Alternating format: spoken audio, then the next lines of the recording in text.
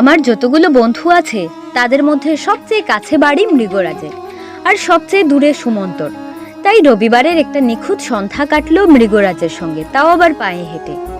যাওয়ার সময় ওর জন্য অল্প করে বাসন্তী পোলাও আর মাংস নিয়েছিলাম, বেশি নয়। আমি আবার স্বাস্থ্য সচেতন মানুষ, নিজে যা খাই না অন্যকেও খুব বেশি খেতে দিই না। তবে চামচ থাকা সত্ত্বেও বাঙালিত্বের পূর্ণ পরিচয় দিয়ে মৃগ খুব তাড়াতাড়ি বাসন্তী পোলাও নিজের পেটে পাচার করে ফেললো। তারপর দুজনে চলে গেলাম একটা গ্রোসারি শপে। ছোলার মুখ কিনে নিলাম, কারণ এগুলো ছাড়া আমার দিনগুলো যেন কেমন অসম্পূর্ণ লাগে। এরপর পৌঁছালাম ভিড়ে ঠাসা সেই বিখ্যাত মোমোর দোকানে। ডায়েট করছি বলে আমি মোমো খাইনি, শুধু দাঁড়িয়ে দেখেছি একজন মানুষের মোমোর প্রতি গভীর ভালোবাসা।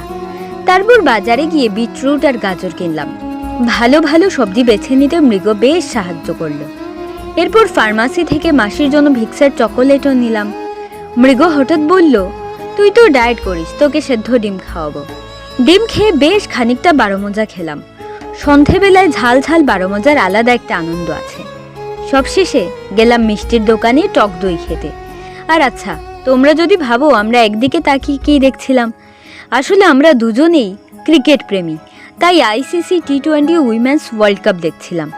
দেখতে দেখতে কখন যে সময় কেটে গেল বুঝতেই পারিনি। শেষে মৃগ টাটা বলে নিজের পথে, আর আমিও বাড়ির পথে।